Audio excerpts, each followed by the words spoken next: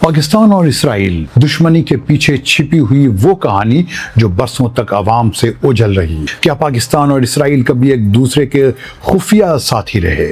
लेकिन एक तरफ पाकिस्तान जो दुनिया के उन मुल्कों में शुमार होता है जिन्होंने आज तक इसराइल को बाकायदा तौर पर रिकॉग्नाइज नहीं किया, दूसरी तरफ इसराइल जिसके साथ पाकिस्तान के कोई डिप्लोमेटिक रिलेशंस नहीं हैं। पाकिस्तान हमेशा फ़लस्तीन के हक़ में खड़ा नज़र आया, इसराइल की पॉलिसियों पर तनकीद करता रहा और उसका सरकारी स्टैंड भी आज भी यही रहा कि फ़लस्तीनी स्टेट के क़याम के बग़ैर इसराइल के साथ मुकम्मल डिप्लोमेटिक रिलेशंस कायम नहीं किए जा सकते। लेकिन अगर मैं आपको बताऊं कि इन दोनों मुल्कों के दरमियान कई दहाइयों से बैक चैनल कॉन्टैक्ट्स मौजूद रहे हैं, अगर मैं कहूं कि इन कॉन्टैक्ट्स में कभी इंटेलिजेंस एजेंसीज, कभी अमेरिका, कभी तुर्की और कभी खुद पाकिस्तान और इसराइल के सीनियर ऑफिशियल्स शामिल रहे, और अगर मैं आपको 2003 का एक ऐसा पुराना अखबार दिखाऊं जिसमें दावा किया गया था कि 1998 में पाकिस्तान और इसराइल के दरमियान अमेरिका की मीडिएशन से एक खामोश स्ट्रेटजिक अंडरस्टैंडिंग कायम हुई थी, तो सवाल यह है, क्या पाकिस्तान और इसराइल वाकई कभी एक दूसरे के इतने करीब आए थे? क्या एटमी पाकिस्तान ने इसराइल के साथ कोई खामोश समझौता किया था? और सबसे अहम सवाल, अगर ये सब कुछ दुरुस्त था तो फिर आज तक पाकिस्तान ने इसराइल को रिकॉग्नाइज क्यों नहीं किया? ये कहानी किसी एक मुलाकात की नहीं, बल्कि 1948 से 2005 तक फैली हुई एक ऐसी खामोश डिप्लोमेटिक कहानी है जिसमें दुश्मनी भी है, इंटरेस्ट भी, खौफ भी और बैक चैनल डिप्लोमेसी भी। 1948 पाकिस्तान और इसराइल की कहानी कहाँ से शुरू हुई? इस कहानी को समझने के लिए हमें पाकिस्तान और इसराइल दोनों के क़याम के इब्तदाई दिनों में वापस जाना होगा। इसराइल ने मई 1948 में अपने क़याम का ऐलान किया, जबकि पाकिस्तान उससे चंद महीने पहले वजूद में आ चुका था। हिस्टोरिकल रेफरेंसेस में ये बात मिलती है कि इसराइल के पहले प्राइम मिनिस्टर डेविड बिन गोरियन ने पाकिस्तान के फाउंडर मोहम्मद अली जिन्ना से कांटेक्ट करने की कोशिश की थी और इसराइल को रिकॉग्नाइज करने की ख्वाहिश जाहिर की थी, लेकिन इस कांटेक्ट का नतीजा किसी ऑफिशियल रिलेशन की सूरत में नहीं निकला। यहाँ बहुत मोहतात होना होगा क्योंकि इस प्रिलिमिनरी कांटेक्ट की डिटेल्स मुख्तलिफ अलग अलग सोर्सेज में अलग अलग अंदाज में बयान हुई हैं, इसलिए उसे किसी बाकायदा पाकिस्तानी इसराइली टॉक्स के तौर पर पेश करना दुरुस्त नहीं होगा। लेकिन एक बात साफ है कि दोनों मुल्कों के दरमियान रिलेशंस का सवाल शुरू ही से मौजूद था। इसके सिर्फ चंद साल बाद एक ज़्यादा साफ और डॉक्यूमेंटेड वाक़या सामने आता है। जनवरी 1953 में पाकिस्तान के फॉरेन मिनिस्टर मोहम्मद ज़फ़रुल्लाह ख़ान और इसराइली डिप्लोमेट अबा इबान की न्यूयॉर्क में मुलाकात हुई। ये कोई ऑफिशियल डिप्लोमेटिक रिलेशंस का आगाज़ नहीं था, लेकिन ये इस बात का सबूत ज़रूर था कि पाकिस्तान और इसराइल के दरमियान कॉन्टैक्ट का दरवाज़ा मुकम्मल तौर पर बंद नहीं था। यानी पब्लिकली पॉलिसी कुछ भी हो, वर्ल्ड डिप्लोमेसी की दुनिया में बाज़ औक़ात दुश्मन स्टेट्स के रिप्रेजेंटेटिव भी एक दूसरे से बात करते हैं। यही वो फ़र्क है जो हमें पूरी कहानी में समझना होगा। पब्लिक पॉलिसी और प्राइवेट डिप्लोमेसी हमेशा एक जैसी नहीं होती। फिर आता है कोल्ड वार का दौर। अफगानिस्तान में सोवियत यूनियन की जंग, अमेरिका की इंटेलिजेंस ऑपरेशंस, पाकिस्तान का रोल और इलाके में बदलते हुए स्ट्रेटजिक इंटरेस्ट। अलग अलग सोर्सेज में ये दावे मिलते हैं कि इसी दौर में पाकिस्तानी और इसराइली इंटेलिजेंस इंस्टीट्यूशंस के दरमियान इनडायरेक्ट कॉन्टैक्ट पैदा हुआ। लेकिन यहाँ भी एक फ़र्क ज़रूरी है, ये कहना कि पाकिस्तान और इसराइल इस ज़माने में बाकायदा अलाई थे दुरुस्त नहीं होगा। ज़्यादा मोहतात बात यह है कि बाज़ मखसूस सिक्योरिटी इंटरेस्ट में दोनों मुल्कों के इंटरेस्ट एक दूसरे के करीब आ सकते थे, ख़ास तौर पर अफ़गानिस्तान और सोवियत असर रसूख के मामले में। यानी एक तरफ पाकिस्तान की अपनी इलाकाई रेफरेंसेस थी और दूसरी तरफ इसराइल के अपने सिक्योरिटी कंसर्न्स।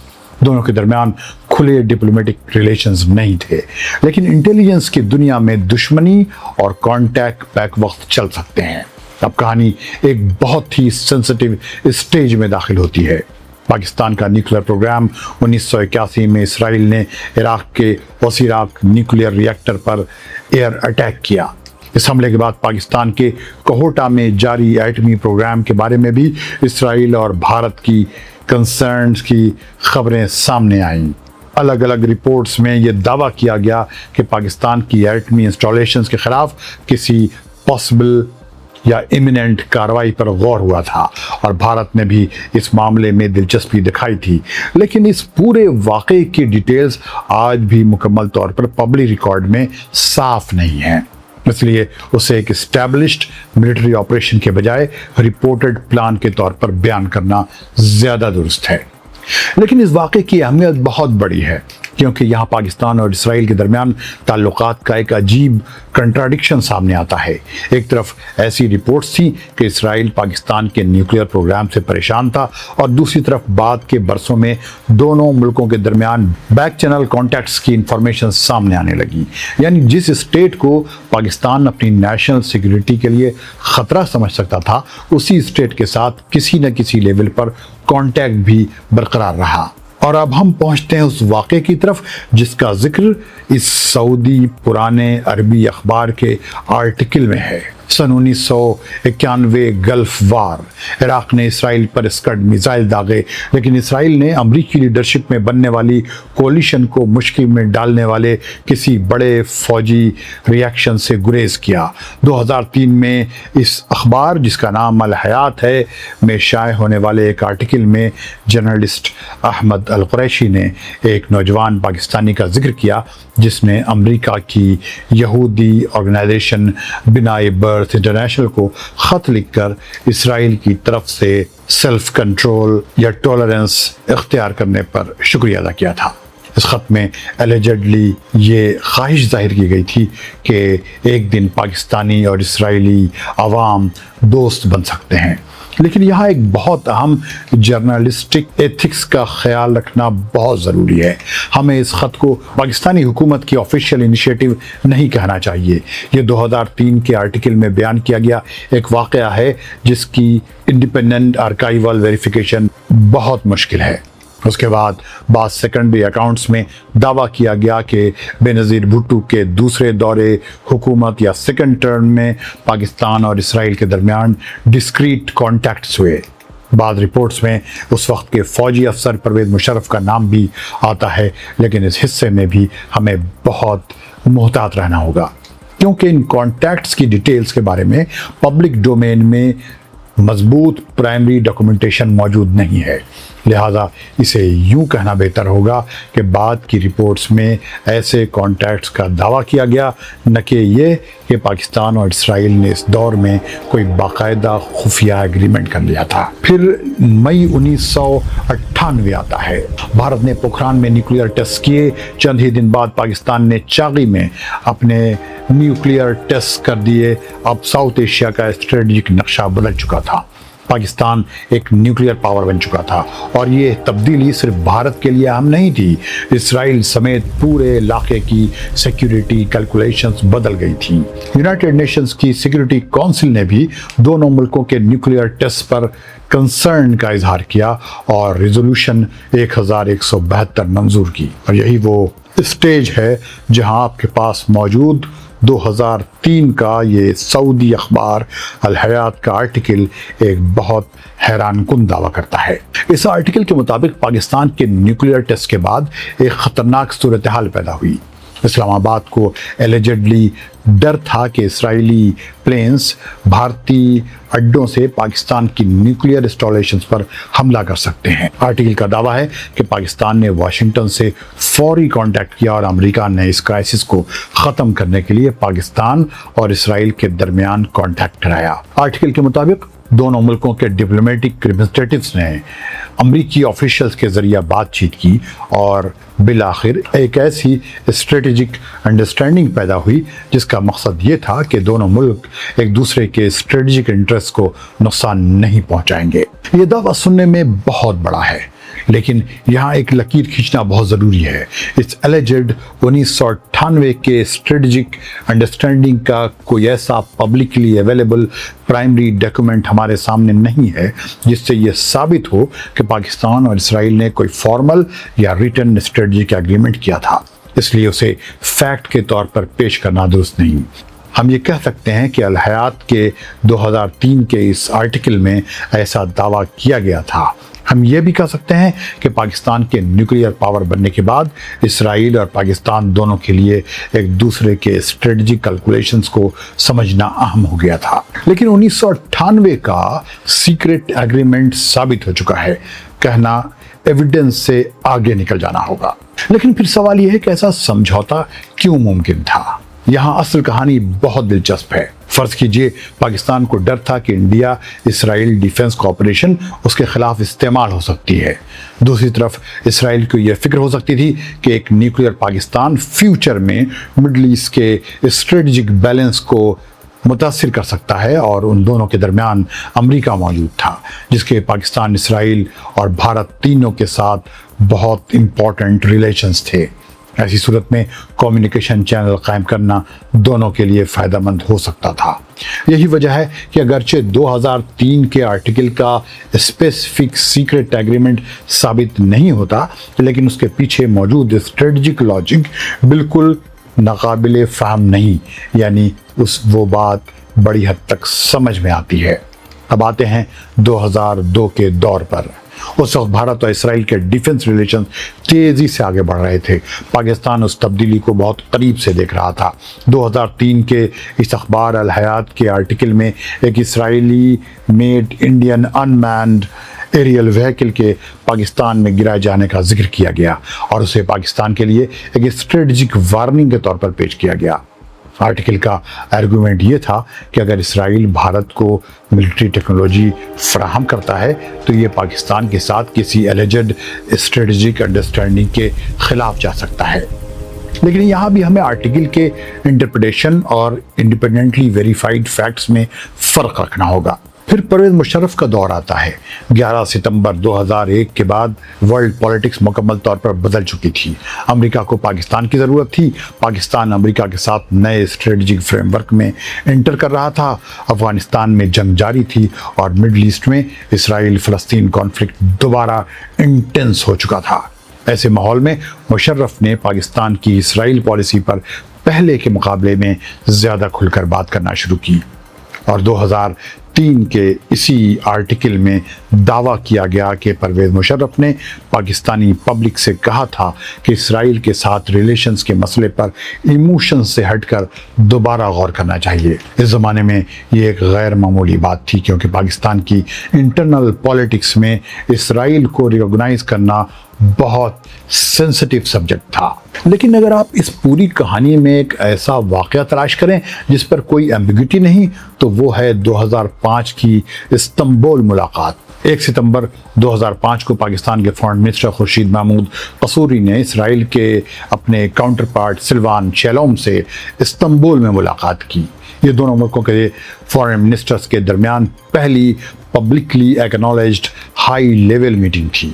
قصوری نے کہا کہ پاکستان نے اسرائیل کے ساتھ انگیج کرنے کا فیصلہ کیا ہے۔ اسرائیلی فارن منسٹر نے اسے ہسٹوریکل میٹنگ قرار دیا۔ یہ ملاقات اچانک آسمان سے نہیں گری تھی۔ واشنگٹن پوسٹ نے اس وقت رپورٹ کیا کہ دونوں ملکوں کی انٹیلیجنس سروسز کے درمیان 1990 کے شروع سے بیک چینل کانٹیکٹس موجود تھے، جبکہ پرویز مشرف کے ایک ایڈ نے بھی ان کانٹیکٹس کا ذکر کیا تھا۔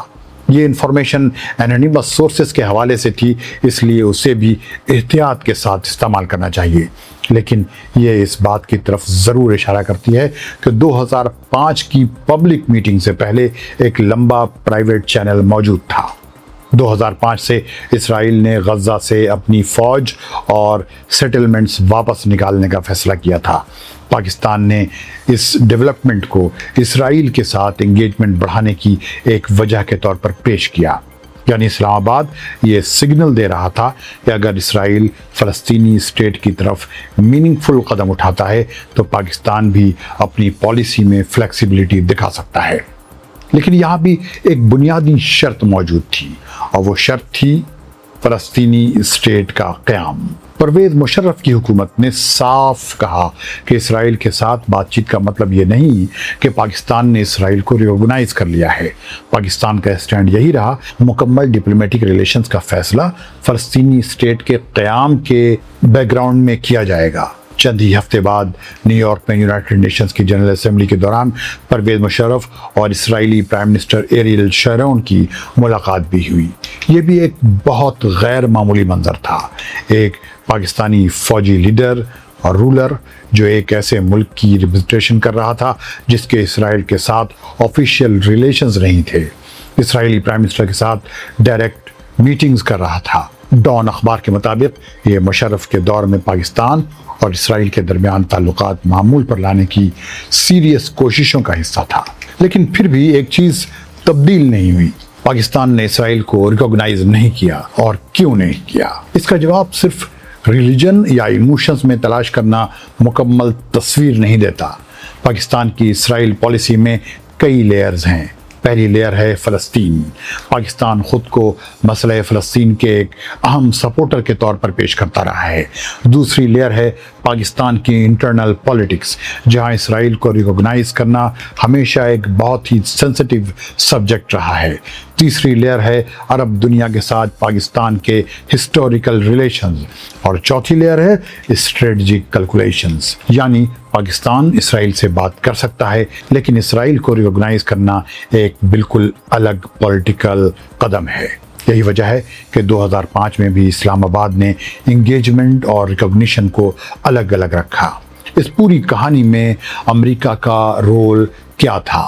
اگر آپ اس پوری کرونالوجی کو غور سے دیکھیں تو ایک ملک بار بار درمیان میں نظر آتا ہے، اور وہ ہے امریکہ۔ پاکستان کے ساتھ امریکہ کے ملٹری اور اسٹریٹجک ریلیشنز، اسرائیل کے ساتھ امریکہ کا غیر معمولی تعلق، افغانستان میں پاکستان کا رول، نیوکلیئر پرولیفریشن کا مسئلہ اور مڈل ایسٹ پیس پروسیس، یہ سب فیکٹرز واشنگٹن کو ایک نیچرل انٹرمیڈیری بناتے تھے۔ اسی لیے 2003 کے اس الحیات کے آرٹیکل میں بھی امریکہ کو الیجڈلی 1998 کے اسٹریٹجک انڈرسٹینڈنگ کا میڈیٹر بتایا گیا۔ لیکن پھر وہی اصول، آرٹیکل کا دعویٰ اپنی جگہ، ڈاکیومنٹری ایویڈنس اپنی جگہ، ہمیں یہ دونوں چیزیں ایک نہیں کرنی چاہیے۔ تو کیا پاکستان اور اسرائیل دشمن تھے یا خفیہ دوست؟ شاید دونوں میں سے کوئی جواب مکمل طور پر درست نہیں۔ پاکستان اور اسرائیل کے درمیان ریلیشنز کو سمجھنے کے لیے شاید بہتر ٹرم ہے پبلک اینیمیز پرائیویٹ چینلز، یعنی پبلکلی دونوں کے درمیان بہت زیادہ پولیٹیکل ڈفرینسز لیکن اسٹریٹجک لیول پر بعض اوقات کانٹیکٹ۔ پاکستان فلسطین کی حمایت کرتا رہا لیکن اسرائیلی آفیشیل سے بھی بات کرتا رہا۔ اسرائیل بھارت کے ساتھ ڈیفنس کوآپریشن بڑھاتا رہا لیکن پاکستان کے اسٹریٹجک کنسرنز کو بھی نظر انداز نہیں کر سکتا تھا۔ پاکستان اسرائیل کو ریکگنائز نہیں کرتا رہا لیکن اس کے انٹیلیجنس اور ڈپلومیٹک چینلز مکمل طور پر بند بھی نہیں تھے، اور یہی بیک چینل ڈپلومیسی کی دنیا ہے۔ تو پھر 2003 کے اس سعودی اخبار کی اصل اہمیت کیا ہے؟ میرے خیال میں اس پرانے اخبار کی اصل اہمیت یہ نہیں کہ اس نے جو کچھ لکھا وہ 100% ثابت ہو چکا ہے۔ اصل اہمیت یہ ہے کہ 2003 میں یعنی 2005 کی مشہور قصوری شلوم ملاقات سے 2 سال پہلے ایک عربی نیوز پیپر، وہ بھی سعودی، اس نے پاکستان اور اسرائیل کے ریلیشنز کے بارے میں ایک ایسی تصویر پیش کی تھی جس میں پبلک ہاسٹیلٹی کے پیچھے اسٹریٹجک کمیونیکیشن کا دعویٰ کیا گیا تھا۔ اس آرٹیکل نے کہا کہ 1998 کے بعد دونوں ملکوں نے ایک دوسرے کے اسٹریٹجک انٹرسٹ کو سمجھنے کی کوشش کی۔ 2005 میں پاکستان اور اسرائیل کے فارن منسٹرز کھلے عام ایک میز پر بیٹھ گئے، اور یہ دونوں واقعات ایک دوسرے سے مکمل طور پر الگ نظر نہیں آتے۔ لیکن جرنلزم کا کام صرف دلچسپ اور انٹرسٹنگ کہانی تلاش کرنا نہیں، بلکہ یہ بتانا بھی ہے کہ کہاں فیکٹ ختم ہوتا ہے اور کلیم شروع ہوتا ہے۔ آخری سوال، کیا وہ خفیہ دروازہ آج بھی موجود ہے؟ یہی اس پوری کہانی کا سب سے دلچسپ اور انٹرسٹنگ سوال ہے۔ پاکستان اور اسرائیل کے درمیان آج تک فارمل ڈپلومیٹک ریلیشنز قائم نہیں ہوئے، لیکن ہسٹری بتاتی ہے کہ ڈپلومیٹک ریلیشنز نہ ہونا اور کمیونیکیشن نہ ہونا ایک بات نہیں بلکہ الگ الگ باتیں ہیں۔ بعد کے زمانے میں ایلیجڈ بیک چینلز کی خبریں بھی آئیں۔ 1998 میں پاکستان نیوکلیئر پاور بنا اور اسٹریٹجک کیلکولیشن بدل گئیں۔ 2003 میں ایک عربی اخبار نے ایلیجڈ اسٹریٹجک انڈرسٹینڈنگ کی کہانی سامنے رکھی، اور 2005 میں پاکستان کے فارن منسٹر نے اپنے اسرائیلی کاؤنٹر پارٹ سے کھلے عام ملاقات کی۔ اس پوری ہسٹری کو ایک جملے میں بیان کرنا ہو تو شاید وہ یہ ہوگا کہ پاکستان نے اسرائیل کو ریکگنائز نہیں کیا، لیکن اسرائیل سے بات کرنے کے دروازے کبھی مکمل طور پر بند بھی نہیں کیے، اور شاید یہی اس کہانی کا سب سے بڑا سبق ہے۔ انٹرنیشنل پالیٹکس میں اسٹیٹس ہمیشہ وہی نہیں کرتی جو وہ پریس کانفرنس میں کہتی ہیں۔